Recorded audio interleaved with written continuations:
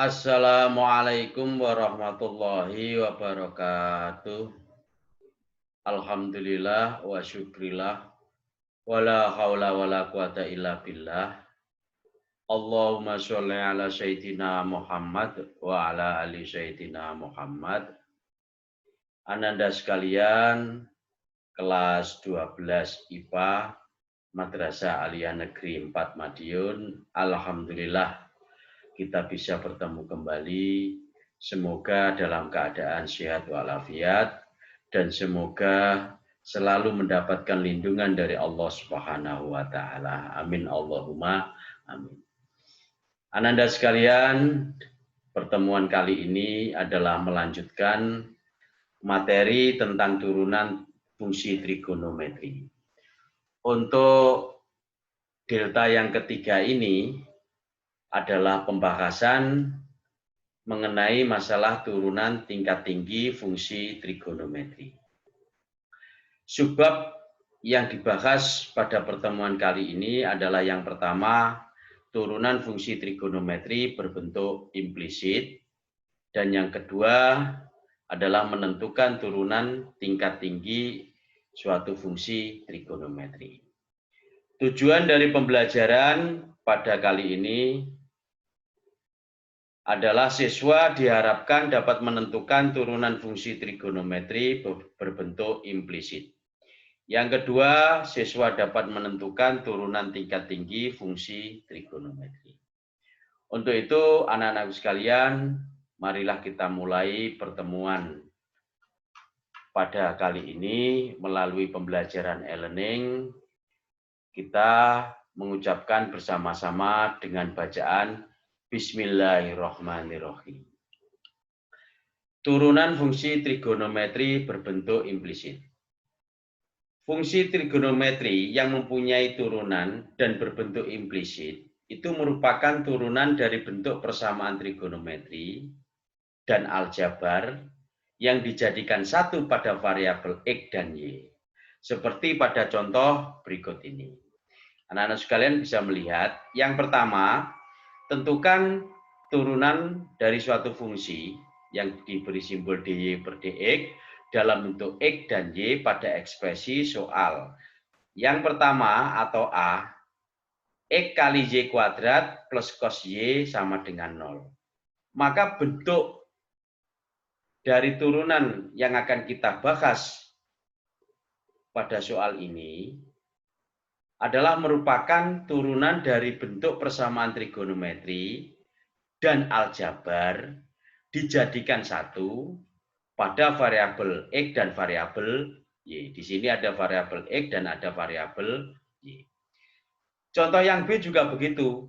3X sin Y sama dengan tangen Y. Ini adalah merupakan turunan yang berbentuk implisit di mana variabel X dan variabel Y dijadikan satu. Sehingga persamaan trigonometri dan persamaan aljabar dijadikan satu. Begitu pula untuk soal yang C, yaitu X per Y sama dengan sin Y.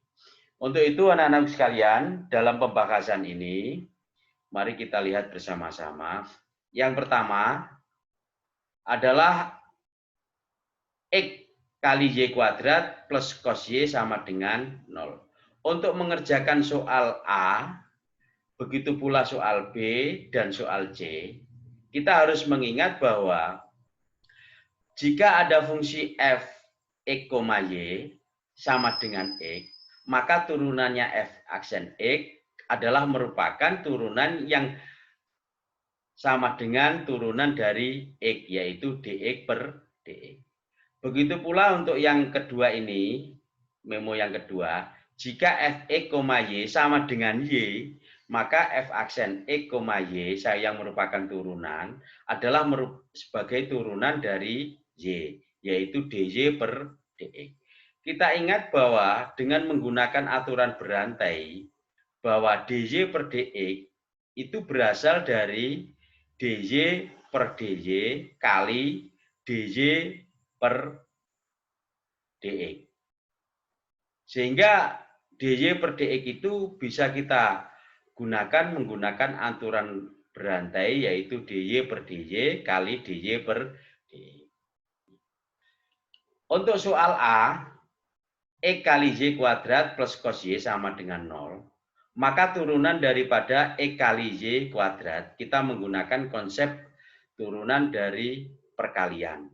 Di mana U kali V sama dengan U aksen kali V aksen ditambah U kali V aksen.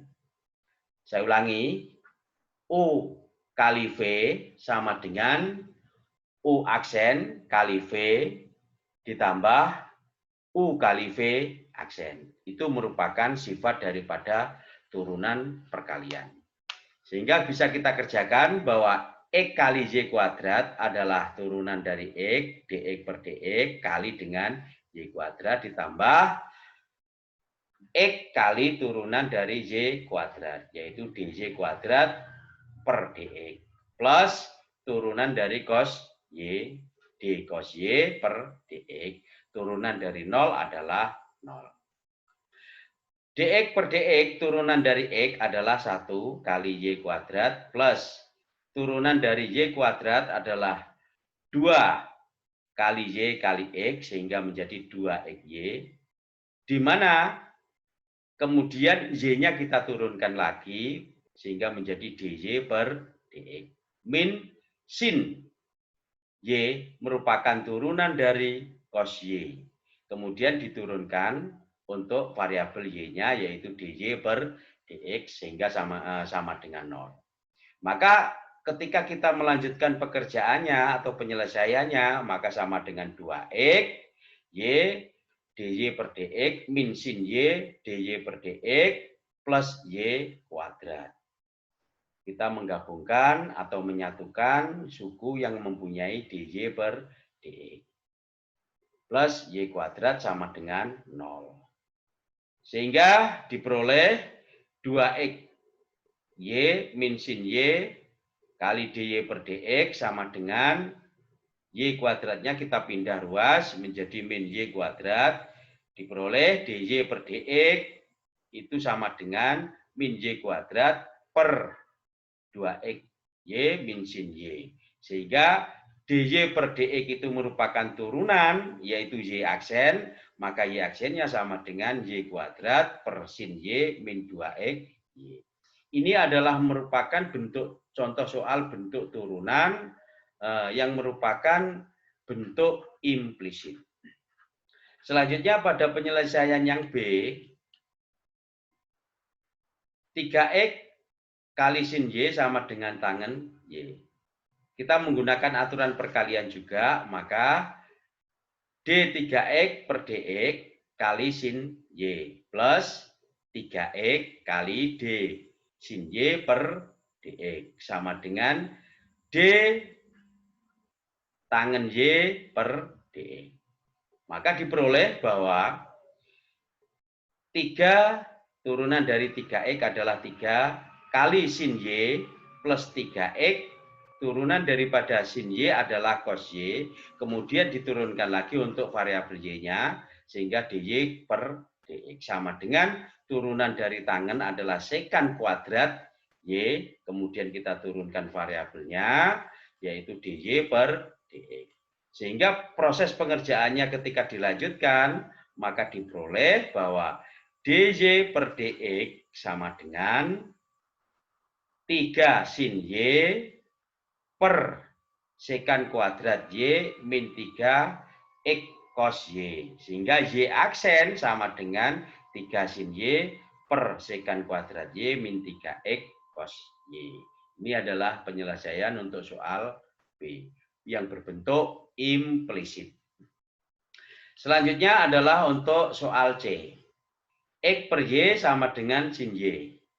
Kita menggunakan konsep turunan dari pembagian, misalkan U per V yang sudah dalam pertemuan kemarin atau pertemuan yang lalu sudah kita pahami bersama-sama bahwa turunan dari U per V itu sama dengan U kali V, U aksen kali V dikurangi U kali V aksen per V aksen. Sehingga diperoleh bahwa X per Y mempunyai turunan DX per DX kali Y min X kali DY per DX per Y kuadrat sama dengan turunan dari sin D sin Y per DX.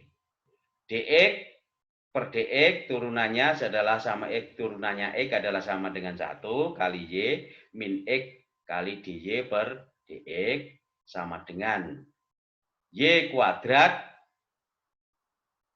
cos Y kali DY per DX. Di mana Y kuadrat ini saya rubah bentuknya, saya kalikan dengan D sin Y per DX diperoleh Y kuadrat turunannya dari sin Y adalah cos Y, kemudian turunan dari variabel Y adalah DY per DX. Sehingga diperoleh, maka Y sama dengan, ini adalah Y kuadrat cos Y DY per DX plus, ini min X DY per DX ini saya pindah ruas ke kanan, sehingga menjadi plus X DY per DX.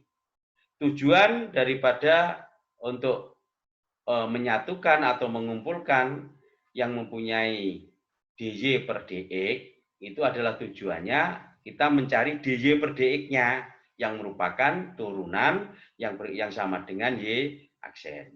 Sehingga Y sama dengan Y kuadrat cos Y plus X DY per DX. Sehingga diperoleh DY per DX sama dengan Y per Y kuadrat cos Y plus X. Maka diperoleh Y aksen sama dengan Y per Y kuadrat cos Y plus X. Inilah anak-anak sekalian turunan yang berbentuk implisit, yaitu merupakan turunan yang terdiri dari variabel X dan variabel Y atau fungsi trigonometri, persamaan trigonometri, dan persamaan aljabar. Anak-anak sekalian, kemudian kita melanjutkan pada contoh yang kedua yang merupakan bentuk lain yang dimana contoh ini sudah diketahui titiknya dari suatu persamaan atau suatu fungsi. Contoh 2. Hitunglah nilai dari DY per DX pada titik 1,1 di mana X-nya 1, Y-nya sama dengan 1. Dari persamaan implisit X kuadrat min XY plus Y kuadrat sama dengan 1. Dalam penyelesaiannya bahwa X kuadrat min XY plus Y kuadrat sama dengan 1. Kita mempunyai orientasi berpikir, yaitu misalkan sebuah fungsi Gx, maka turunan daripada fungsi Gx, dGx per dx sama dengan G aksen X dy per sehingga turunan dari X kuadrat adalah 2X. Ini menggunakan konsep atau aturan perkalian dari turunan, sehingga dx per dx kali Y plus X kali dy per dx. Plus Y kuadrat turunannya adalah 2Y, kemudian variabel Y-nya turunkan juga, dy per dx, turunan 1 sama dengan 0. Maka diperoleh 2X min Y min X dy per dx plus 2Y dy per dx. Maka kita lanjutkan proses perhitungannya sehingga diperoleh bahwa dy per dx sama dengan 2X min Y per X kuadrat min 2Y. Di mana turunannya bahwa dy per dx pada titik 1,1, maka kita masukkan nilainya di mana X-nya sama dengan 1, Y-nya sama dengan 1. Sehingga 2 kali 1 min 1 per 1 min 2 kali 1 sama dengan 1 per min 1 sama dengan min 1. Sehingga turunan daripada persamaan implisit ini yang mempunyai titik 1,1 adalah min 1. Anak-anakku sekalian, selanjutnya adalah contoh yang ketiga. Tentukan dy per dx dari sistem persamaan berikut untuk alfa dengan T merupakan variabel dan A, B adalah konstanta. Ini kita melihat bentuk yang lain pada contoh soal ini, yang dimana penggabungannya X dan Y adalah merupakan penggabungan dari sebuah persamaan trigonometri yang pada sudut alfa. Contoh yang A, misalkan dimiliki dari sistem soal ini, sistem persamaan soal ini, dimiliki bahwa X sama dengan A cos A alfa, Y sama dengan B sin alfa. Kemudian yang B adalah bentuk aljabar, X sama dengan 1 min T kuadrat per 1 plus T kuadrat, Y sama dengan 2T per 1 plus T kuadrat. Dalam penyelesaiannya, yang pertama, pada sistem soal di mana X sama dengan A cos alfa, Y sama dengan B sin alfa, kita punya bahwa dY per dx itu sama dengan dY per d alfa. Karena apa? Konsep satuannya dari fungsi ini adalah alfa per dx per d alfa. Sehingga diperoleh bahwa dY per dA, d alfa maksudnya, adalah merupakan fungsi tersendiri sehingga turunannya menjadi G aksen alfa. Untuk dx per dA, misalkan sebuah fungsi pada F, maka turunannya F aksen alfa. Maka F alfa itu sama dengan B sin A. Nih. Kemudian turunannya F aksen alfa adalah turunannya B tetap konstantanya itu, turunannya sin alfa adalah cos alfa. Kemudian untuk yang G alfa, fungsi G alfa sama dengan A kali cos alfa, maka turunan dari G alfa adalah G aksen alfa, maka sama dengan turunan dari cos adalah min A, cos alfa turunannya adalah min sin alfa, sehingga sama dengan min A kali sin alfa. Sehingga yang dicari adalah dY per dx, maka dY sama dengan turunan dari G aksen per alfa, kemudian dx adalah F aksen per alfa.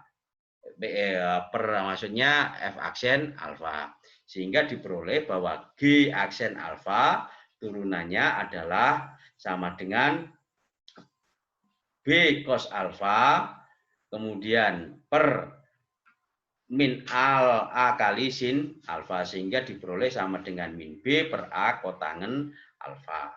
Di mana cos alfa per sin alfa adalah kebalikan dari sin alfa per cos alfa. Kalau sin alfa per cos alfa adalah tangen, maka cos alfa per sin alfa adalah kotangen. Sehingga dY per dx sama dengan min B per A kotangen alfa. Itulah anak-anak sekalian dari sistem persamaan implisit. Kemudian untuk soal B, sistem persamaannya adalah X sama dengan 1 min T kuadrat per 1 plus T kuadrat, Y sama dengan 2T per 1 plus T kuadrat. Yang dicari adalah dY per dx, konsepnya adalah dY per dt, karena pada satuan T per dx per dt. Di mana kita punya X sama dengan 1 min T kuadrat per 1 plus T kuadrat, maka turunannya dx per dt dalam satuan T adalah min 2T kali 1 plus T kuadrat, min 2T kali 1 min T kuadrat per 1 plus T kuadrat. Kuadrat ini adalah konsep pembagian, atau maksudnya turunan dari suatu pembagian. Maka diperoleh dx per dt sama dengan min 4t per 1 plus t kuadrat pangkat 2. Kemudian untuk y sama dengan 2t per 1 plus t kuadrat, sehingga dy per dt satuannya turunan dalam satuan t sama dengan 2 kali 1 plus t kuadrat min 2t kali 2t per 1 plus t kuadrat kali pangkat 2. Sehingga DJ per DT ketika kita melanjutkan perhitungannya,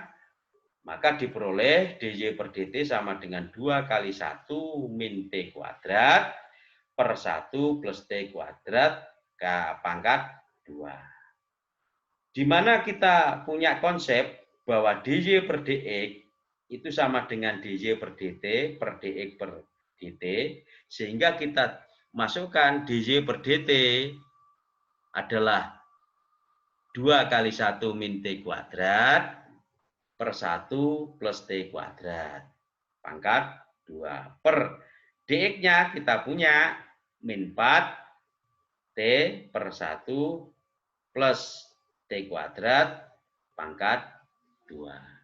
Sehingga bisa dihilangkan, penyebutnya ini sama dengan 2 kali 1 plus T kuadrat per min 4T, maka diperoleh min 1 per min T kuadrat, maksudnya min 1 min T kuadrat per 2T.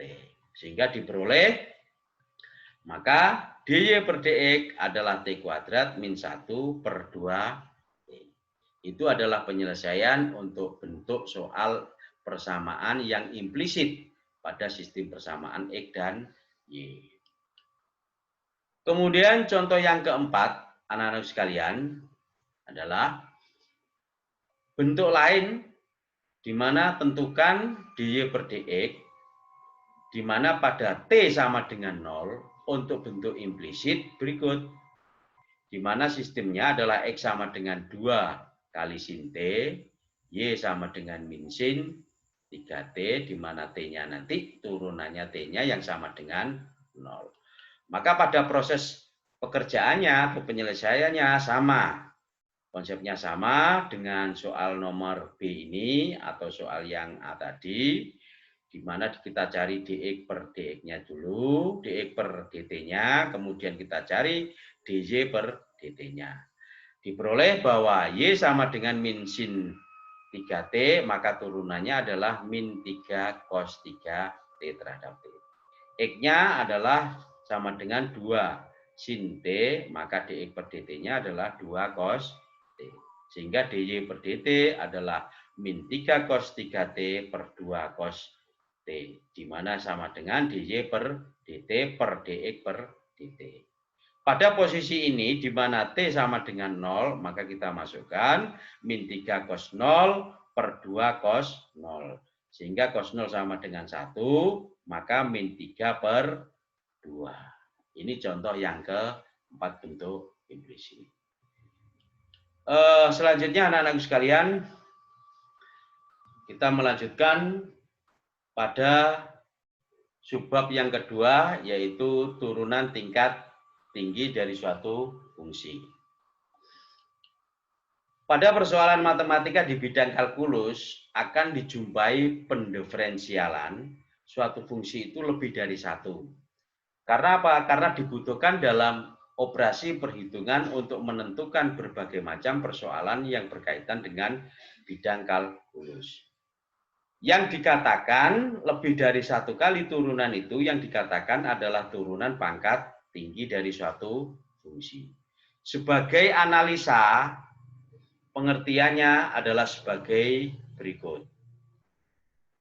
Dapat kita lihat bahwa notasi tingkat tinggi pada turunan, misalkan ini adalah tingkat turunannya, kemudian Y sama dengan Fx adalah sebuah fungsinya, maka turunan pertamanya adalah Y aksen sama dengan F aksen X, di mana dy per dx sama dengan dfx per dy. Aksennya hanya satu untuk memberikan simbol atau notasi pada turunan pertama. Kemudian pada turunan yang kedua, Y aksen, di mana turunan yang pertama kita turunkan lagi satu tingkat, maka Y aksennya adalah 2, maka sama dengan F aksen 2 ini, X. Ini adalah merupakan turunan yang kedua. Kemudian turunan yang ketiga adalah turunan yang kedua kita turunkan lagi satu tingkat menjadi turunan yang ketiga.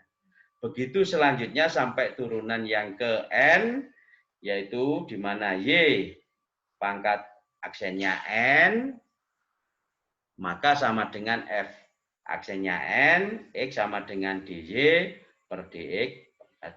Itulah anak-anak sekalian untuk turunan tingkat tinggi dari suatu fungsi. Contoh yang pertama, tentukan turunan keempat dari Y sama dengan X pangkat 3 min 3X pangkat 2 plus 2. Maka penyelesaiannya ketika yang ditanyakan adalah turunan yang keempat, mesti prosesnya kita harus mencari turunan yang pertama, yaitu sama dengan 3X pangkat 2 min 6X. Kemudian turunan yang kedua adalah turunan pertama diturunkan lagi, sama dengan 6X min 6. Turunan yang ketiga juga begitu, dari turunan yang ketiga diturunkan lagi sama dengan 6. Dan turunan yang ketiga diturunkan lagi, maka adalah merupakan turunan yang keempat sama dengan 0. Sehingga turunan keempat dari Y sama dengan X pangkat 3 min 3X kuadrat plus 2 adalah 0. Selanjutnya anak-anak sekalian, contoh yang kedua, tentukan turunan yang kedua, D pangkat 2Y per DX pangkat 2. Ini adalah merupakan simbol dari turunan yang kedua. Jika X kuadrat plus Y kuadrat sama dengan 10. Pada pembahasannya, turunan yang pertama, X kuadrat plus Y kuadrat sama dengan 10. Maka kita turunkan, X kuadrat turunannya 2X, Y kuadrat adalah turunannya 2Y, dalam variabel Y-nya DJ per DX, maka sama dengan 0, turunannya 10. Sehingga DJ, 2Y maksud kami adalah 2Y DJ per DX sama dengan 2 saya pindah ruas menjadi min 2X, maka DJ per DX adalah min 2X per 2Y, maka diperoleh min X per Y. Turunan keduanya, kita menggunakan konsep pembagian dari suatu fungsi, maka diperoleh bahwa turunan dari min X per Y, ini kita turunkan lagi satu tingkat dengan menggunakan konsep pembagian, turunan dari pembagian, maka diperoleh sama dengan dalam perhitungannya adalah D pangkat 2Y per DX pangkat 2 sama dengan D X min, maksudnya min X per Y per DX, maka turunannya adalah min DX per DX kali Y min X turunan daripada Y DJ per DX kali Y kuadrat. Sehingga diperoleh min 1Y plus X kali DY per DX per Y kuadrat sama dengan min Y plus X kali min X per Y kuadrat sama dengan min Y min X kuadrat per Y kuadrat. Maka kita samakan penyebutnya sehingga diperoleh bahwa kali Y per Y. Sehingga di dalam perhitungannya maka kita memperoleh bahwa min Y kuadrat min X kuadrat per Y pangkat 3 sama dengan min Y kuadrat plus X kuadrat per Y pangkat 3. Di mana Y kuadrat plus X kuadrat adalah sama dengan 10 pada soalnya itu, sehingga diperoleh min 10 per Y pangkat 3. Sehingga diperoleh turunan yang kedua dari X kuadrat plus Y kuadrat sama dengan 10 adalah min 10 per Y pangkat 3. Itulah anak-anak sekalian. Kemudian kita melanjutkan contoh yang ketiga dalam bentuk implisit. Untuk contoh yang ketiga ini saya kira hampir sama dengan pola perhitungannya dengan contoh-contoh sebelumnya. Anak-anak sekalian dapat memahaminya, mencermatinya dengan seksama. Demikian anak-anak sekalian untuk materi turunan tingkat tinggi. Alhamdulillah bab yang kedua turunan fungsi trigonometri sudah selesai. Semoga kita selalu dalam lindungan Allah Subhanahu wa taala dan selalu dirahmati oleh Allah Subhanahu wa taala. Maka pembelajaran melalui pertemuan e-learning kali ini marilah kita akhiri bersama-sama dengan membaca Alhamdulillahirabbil alamin Wallahul muwaffiq ila aqwamit thoriq. Wassalamualaikum warahmatullahi wabarakatuh.